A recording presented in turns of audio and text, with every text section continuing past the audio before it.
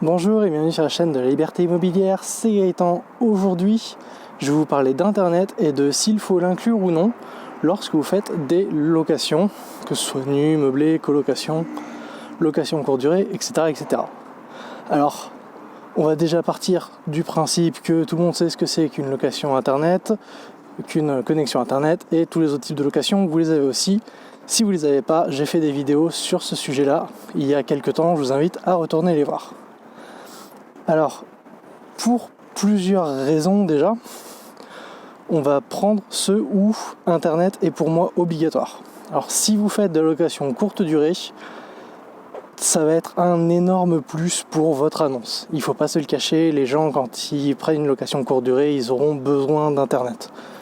Ils pourront utiliser leur 4G, mais ils préféreront probablement utiliser le Wi-Fi qui sera peut-être meilleur, surtout en intérieur, et ça leur fera économiser leur forfait de données.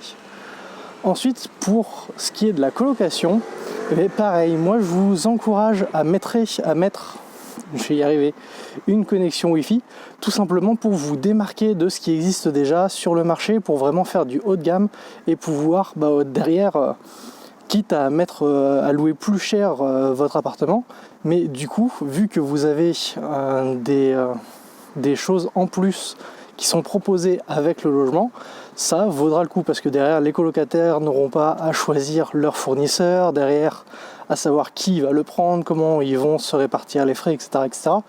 Là au moins vous le proposez, c'est compris dans le contrat de location et ça simplifie les choses pour tout le monde. Après, pour du nu et du meublé, ça va dépendre un peu de ce que vous voulez, donc ça va vraiment dépendre de comment vous voulez le louer, de comment vous voyez les choses.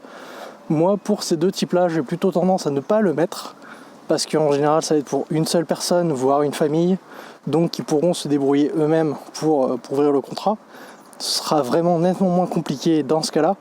Et du coup, c'est le seul cas où je ne mets pas Internet, où je ne mettrai pas Internet dans mes locations.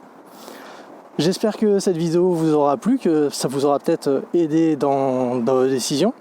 Si c'est le cas, n'hésitez pas à laisser un pouce bleu, un commentaire si vous voulez rajouter des choses. Et moi je vous dis à très vite dans une prochaine vidéo. Allez, à ciao!